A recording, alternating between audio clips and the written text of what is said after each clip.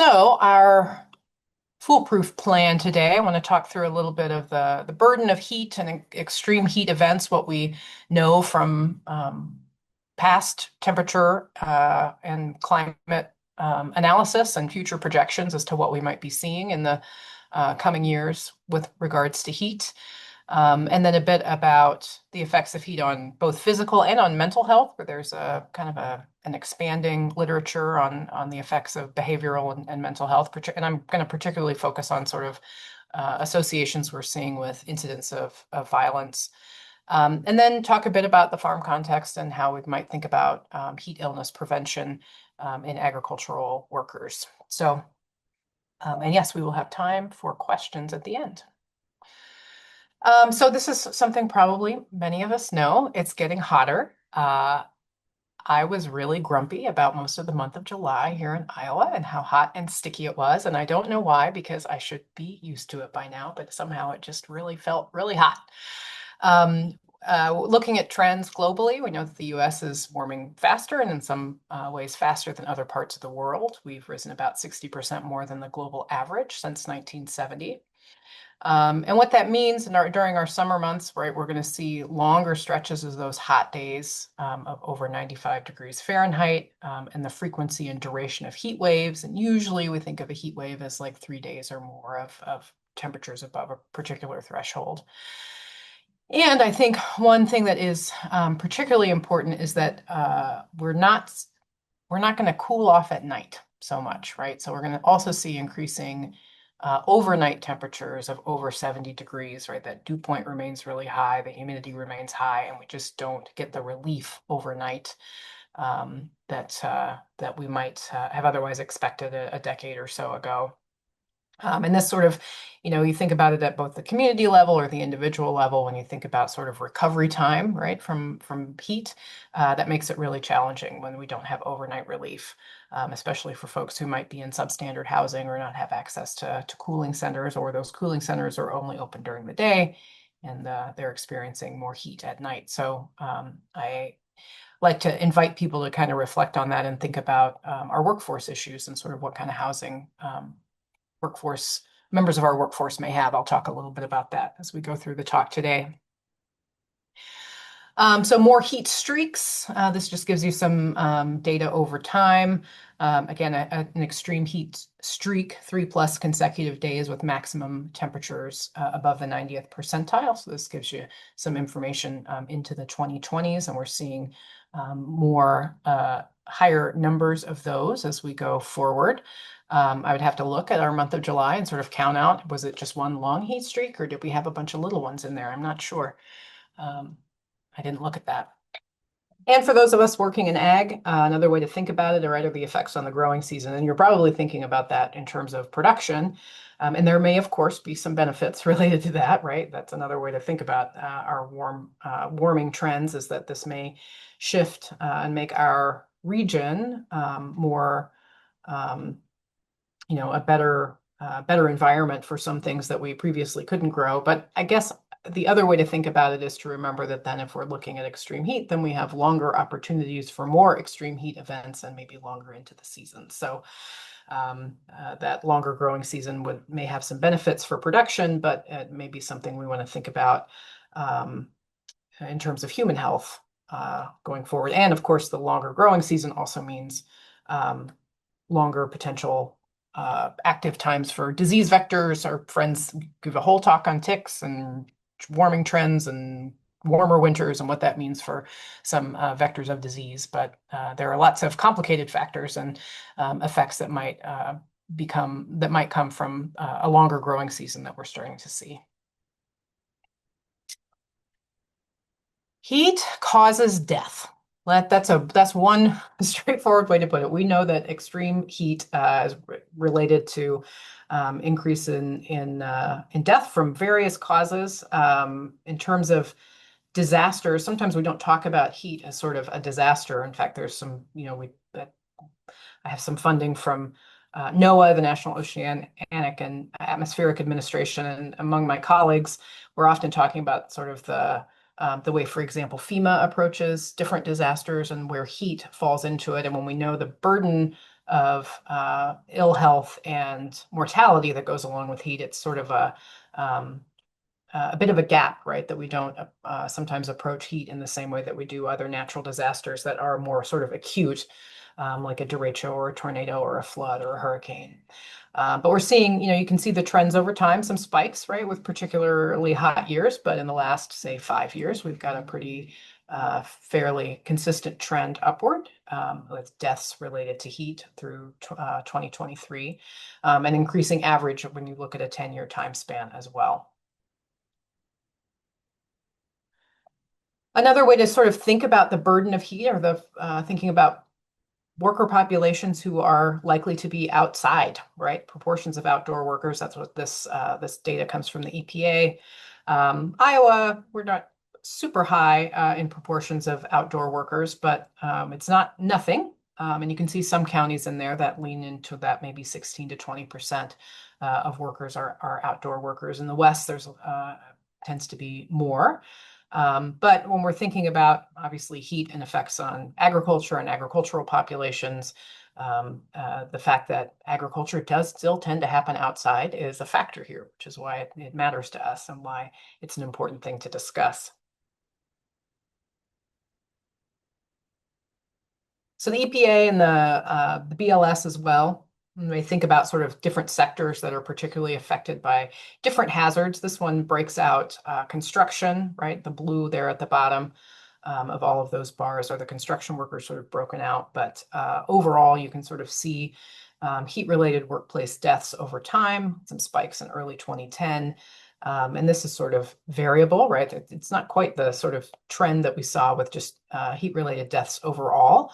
But you can see that the industries that might be affected, in addition to agriculture, and these are deaths per 100,000 each year. Also EPA data there. And I think this is the last of my map and data tools. This is a nice little heat tracking tool that's at the CDC. You can also get to it through heat.gov.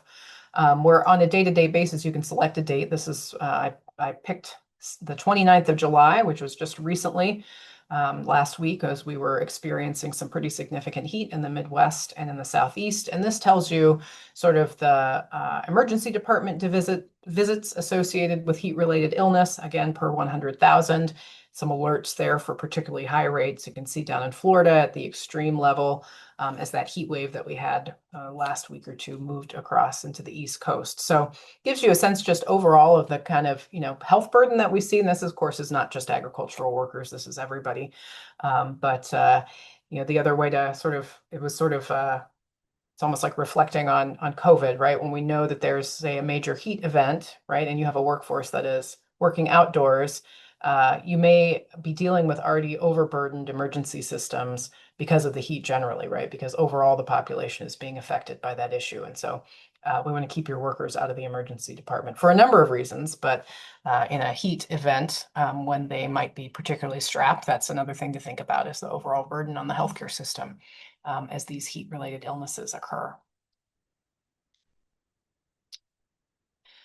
So we know that higher temperatures are associated with a lot of negative health outcomes, adverse pregnancy and birth outcomes, mental health impacts, as I said, I'll talk a little bit about later, and then a number of increased or emergency room visits related to a number of issues: cardiovascular disease, diabetes, electrolyte imbalances, kidney failures, respiratory issues, etc.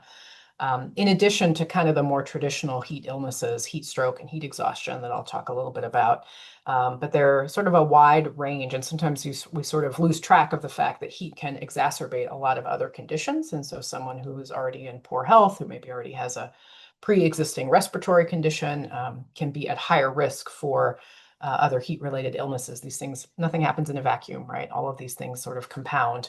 And so we sort of see a ripple effect where heat can affect lots of other types of health outcomes. And I think it's useful to think through and kind of just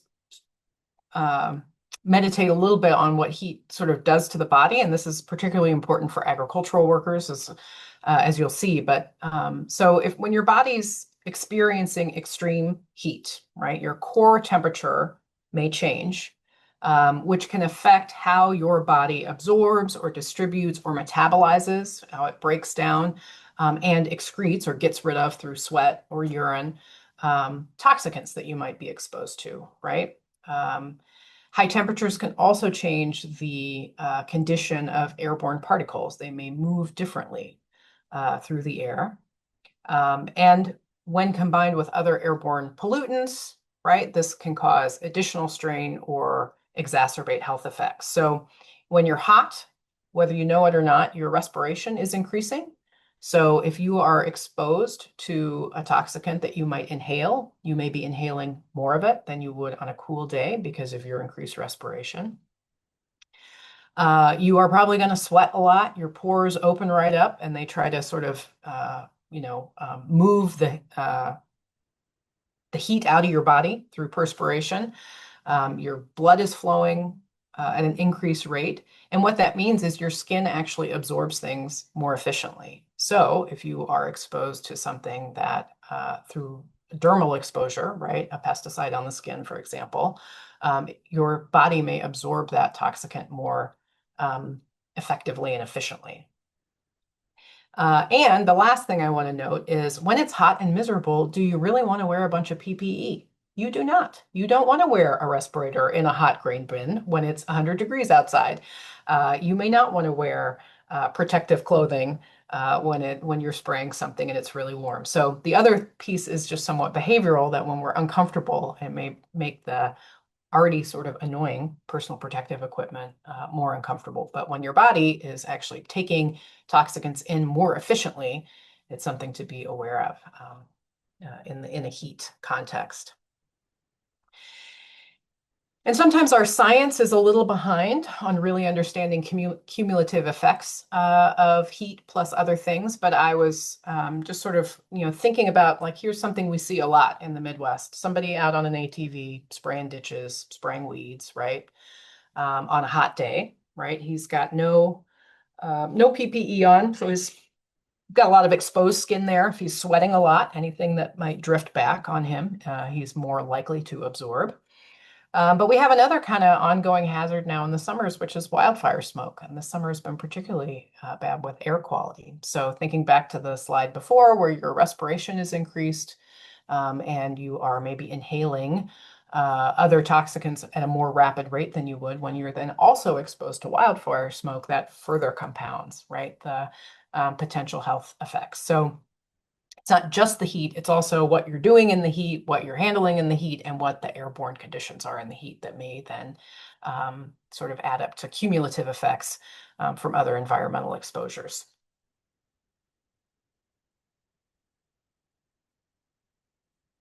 Another way to think about heat and chronic disease, and this comes from more global examples, right? Particularly folks working in more tropical environments, which we're not there yet, right?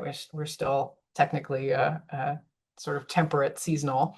But we think about agricultural workers in contexts where they are exposed to high heat for very long periods of time.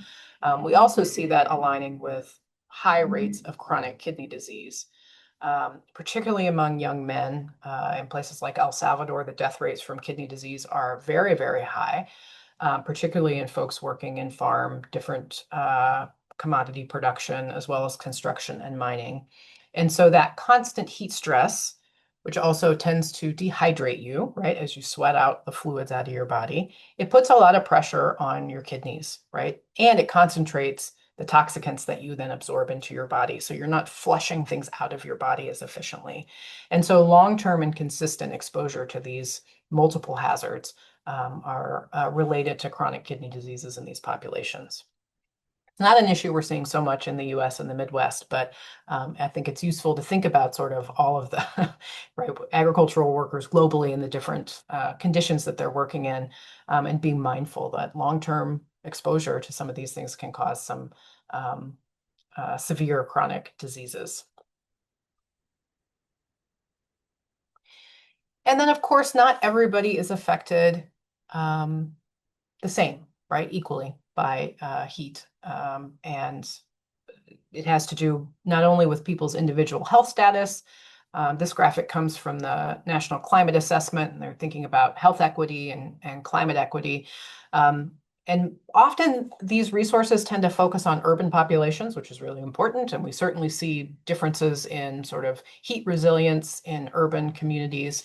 I wish we had more and better research on rural communities, particularly when it comes to housing, and sort of what types of housing people have access to, what sort of cooling opportunities people have access to.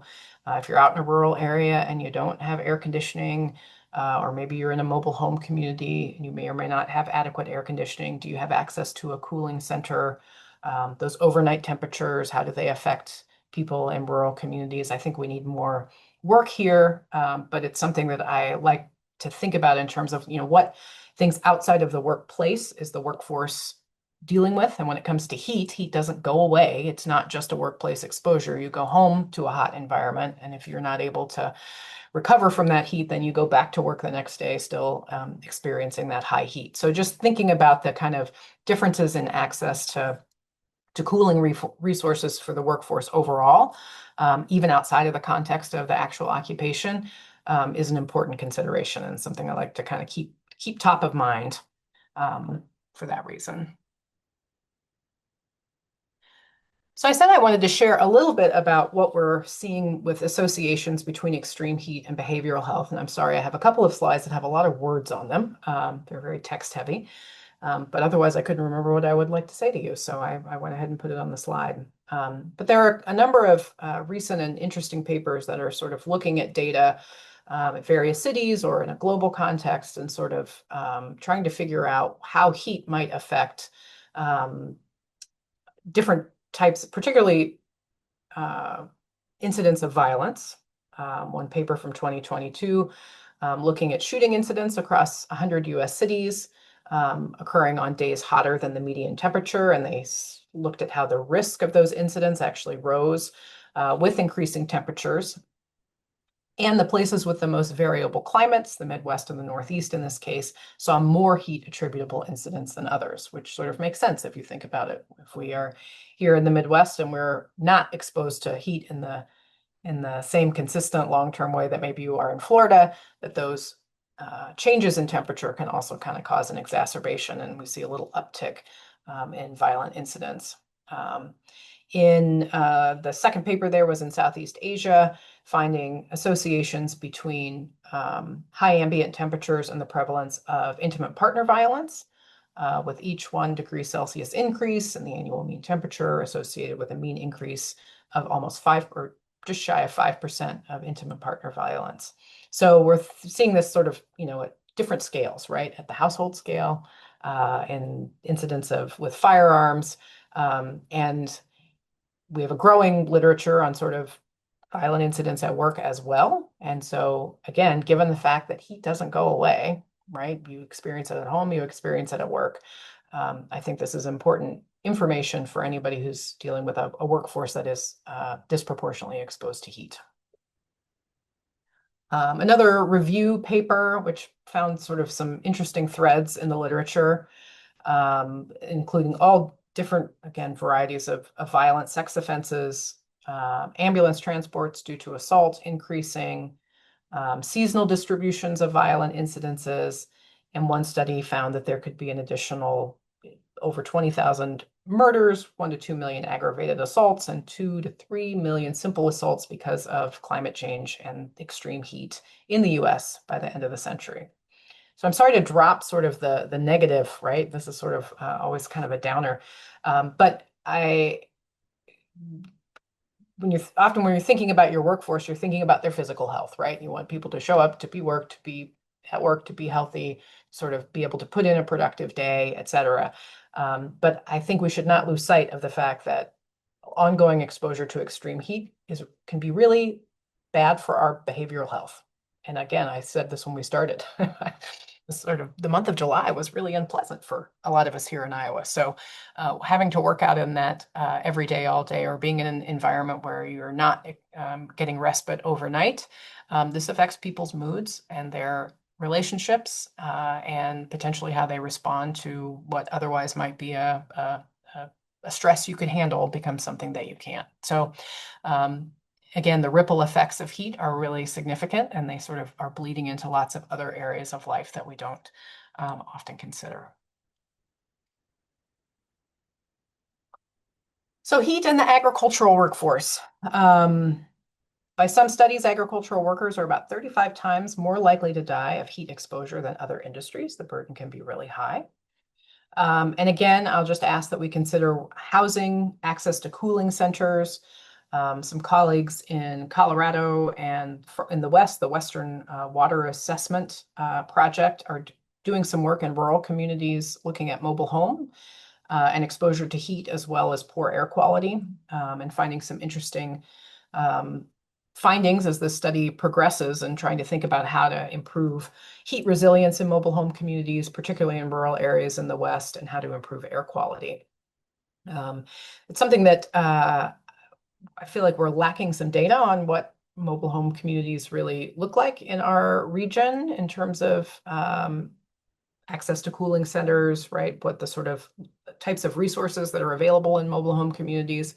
But they're not an uncommon housing strategy in rural areas. And it's something to think, again, beyond just the work day and the workplace, sort of what is the workforce experiencing after they leave. And I will say, I feel, often in occupational safety, there's a desire to really separate the occupational hazard from a hazard that might have occurred at home, right? So if a worker is injured on the job, the employer usually wants real clarity that the injury actually happened on the job. And I would say with the issue of heat where it doesn't go away when you leave the workplace, that I think it's important that we think about it a little differently, and that the workplace exposures are potentially compounded by at-home exposures and vice versa. And that people are kind of living in this environment for a period of time, both at work and at home. And that may affect productivity, it may affect mood, it may affect responses to stresses, all those things, as well as health.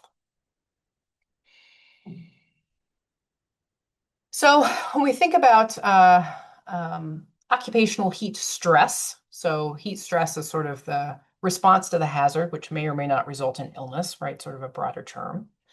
We're thinking about combinations between metabolic heat, right, in your body, the environmental factors, some of which you can do something about, some of which you can't, and clothing and PPE, which I broke out separately. You could probably blend it into your environmental factors. But again, it's something that you can sort of affect and is usually specific to an occupational setting, maybe particularly if you have to wear PPE.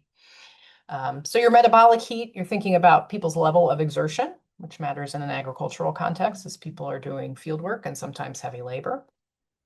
Level of dehydration, and their access to water and water breaks. Medications that people take can affect both their level of hydration, but also their response to heat and how well they handle heat.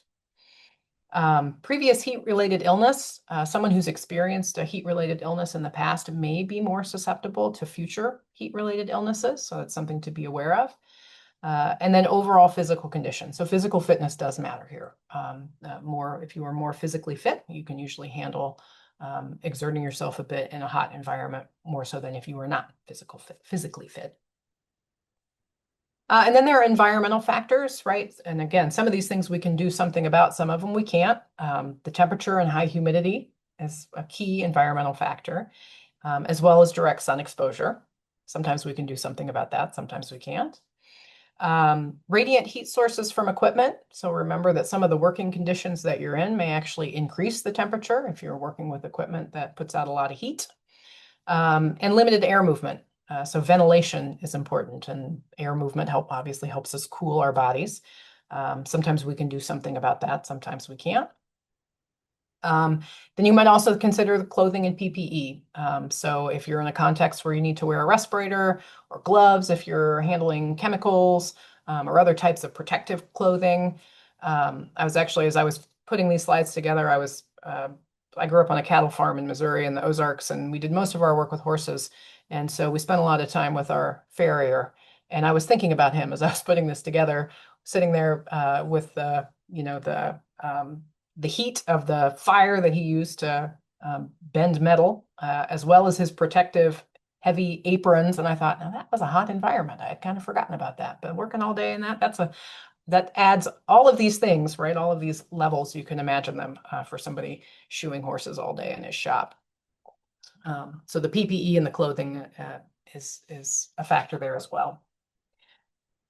So I do want to go through sort of different types of heat illnesses and symptoms and first aid. I'll go through these fairly quickly. I will say NIOSH, the National Institute for Occupational Safety and Health, has some excellent resources sort of laying out these symptoms and responses. But it is sort of, I kind of think of it as sort of a continuum, right? There are kind of different sort of levels of heat illnesses.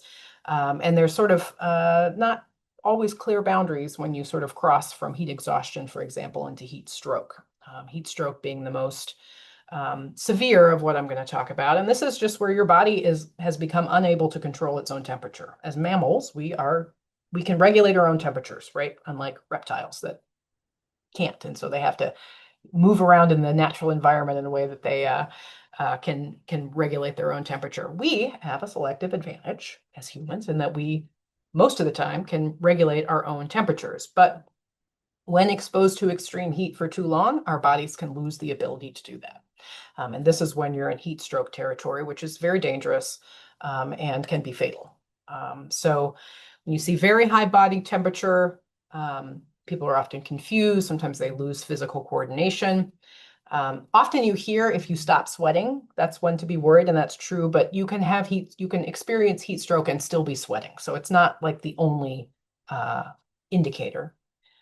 Headache, physical seizures. Sometimes people become unconscious. Obviously, if someone does that on your workplace, you should be getting them to medical attention.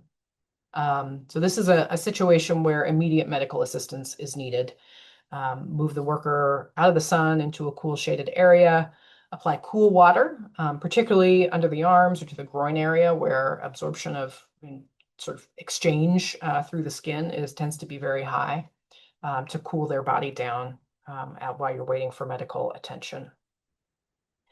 A little sort of the step down, if you will, is heat exhaustion, although heat exhaustion can move into heat stroke. As I said, these to me feel sort of like a continuum. So ignoring heat exhaustion could in fact lead to someone experiencing heat stroke. So this is what your body is responding to excessive loss of water and salt. You still probably have the ability to regulate your temperature, but your body is experiencing a response to this sort of acute experience of losing water through sweating, as well as electrolytes through sweating. So heartbeat tends to be increased, heavy sweating, people might feel dizzy or nauseous, they may vomit. Your respiration increases. People tend to have a fast, shallow breathing, and your body temperature is elevated, but not to the extent of heat stroke. Usually about 104 is when people are in heat stroke territory. But if your body is elevated, your temperature is elevated over that sort of, or whatever your normal is, right? If you're a 98.6, I always tend to hover in the 99, so I tend to run hot anyway. So for me, I would be worried when it got over that or was pushing 100 or so. Certainly, again, get people out of the heat, rest in a cool area, get them fluids, electrolyte beverages, cool their body with water, another good cooling strategy.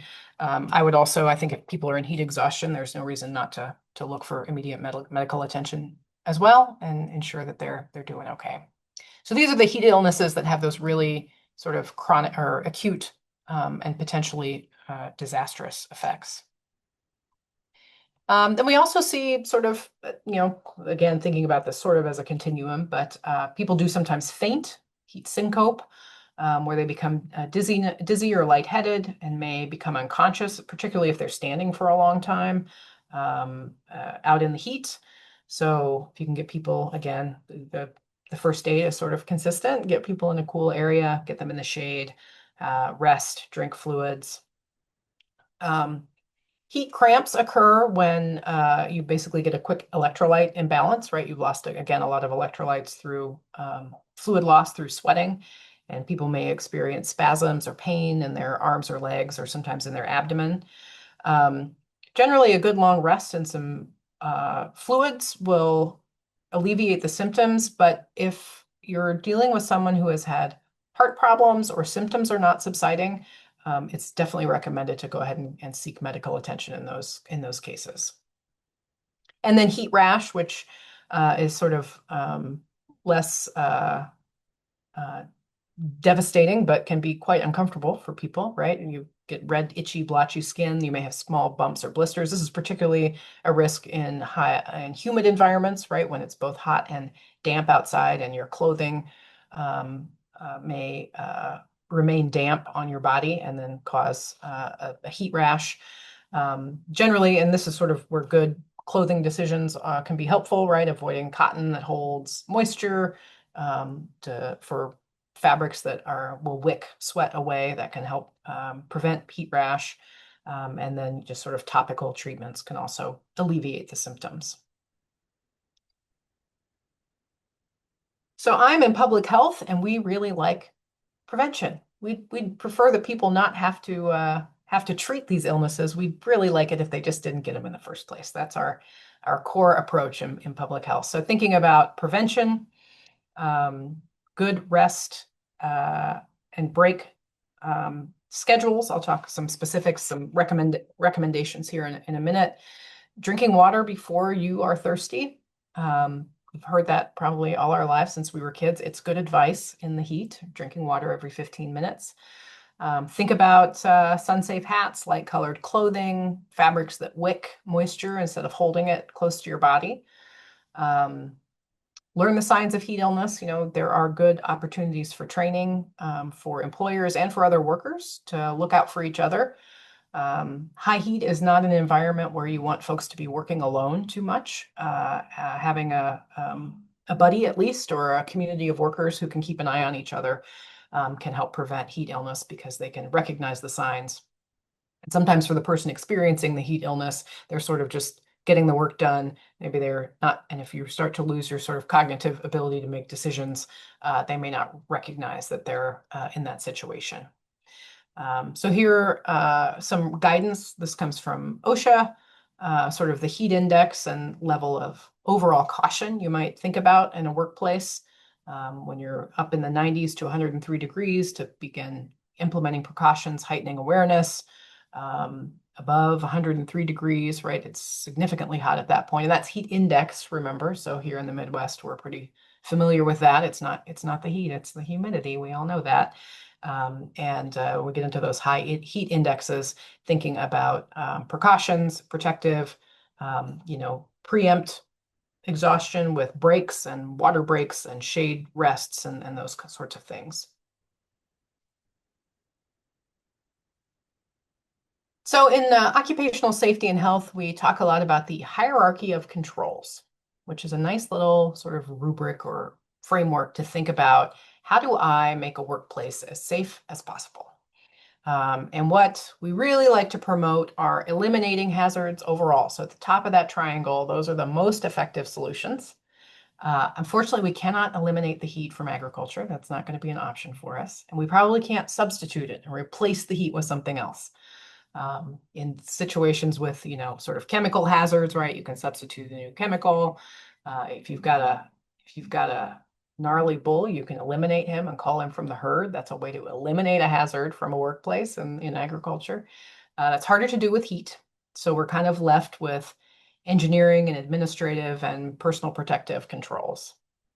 So an engineering control is one that changes the work environment in a way, physically changes it so that people are isolated from the hazard or protected from the hazard. So like a roll bar on a tractor is an incredibly effective engineering control that will almost guarantee that someone will not die if they roll their tractor over. That's a good engineering control. But in the context of heat, when you're thinking about, okay, how do I actually change the work environment? You can add fans. You can add reflective shielding or barriers and shade to the work area to sort of keep people out of the immediate direct sunlight, or to ensure that air is moving and that they can be cooled more efficiently. A lot of administrative controls, these tend to be like training. Administrative is like changing the sort of work, not necessarily the physical work environment, but how people operate, right? How people behave, their behavioral responses in the workplace. So things like setting up, weather monitoring using apps or tools to understand the burden of heat, workers being not working alone, a buddy system where people can keep an eye on each other, heat alert plans, clear work rest schedules. I'll give some examples of those in a minute. Hydration, process of acclimatization. I'll talk a little bit about that. And then finally, the PPE, which we put at the bottom because it's the actually usually the least effective if you can do something higher up on that hierarchy. But in this context, I'm thinking about PPE that will protect you from the hazard of the heat, not that will make it worse, but water-cooled or air-cooled garments. I know I am a beekeeper, and everybody loves the little collars with fans in them, so you can wear it under your bee suit and sort of keep yourself cool, right? There are lots of little tools like that. That would be PPE that would keep you safe from the heat.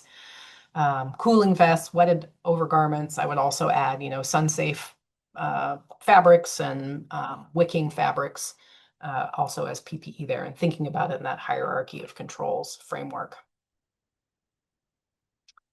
Here's a few images from this was a tractor safety training we did a few years ago, and different, things that we see all the time on farm contexts, right? So on the John Deere tractor there, I'm glad it's got a roll bar, which is, as a safety person, always makes me happy to see.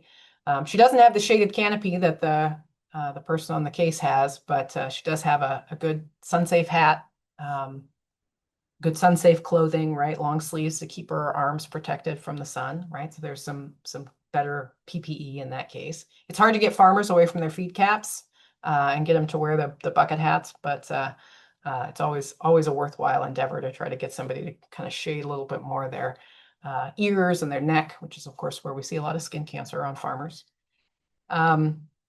In the middle picture there, if you've got an older tractor and first of all, I hope you add a ROPS, a roll bar, rollover protective structure to it. And I'd say, well, you should just spring for the canopy too, because then you get a little sun protection as well. So at least we've got some shade there, right? Thinking about some protection out in the field. And then the final picture there is she's using, that's a mower, which was kind of a gnarly beast, man, about kind of dragged her across the field. Not something I would want to wrestle all day, but she's definitely exerting herself, right, in the direct sun, right? So when you go back to the earlier thinking about all of the kind of compound hazards, we've got heat and humidity and direct sun and high levels of physical exertion, right? We've got a lot of elements of hazards that can really increase the stress of heat on the body. So thinking about all the different types of tasks that you do in an agricultural workday, the different equipment. Some of these, of course, are emitting heat, right? So you might actually be increasing the ambient temperature around yourself because you're working around hot equipment, and how to counteract that with shade or rest breaks or clothing in a way that protects you a little bit from the heat, right? So your body will acclimatize to heat over time.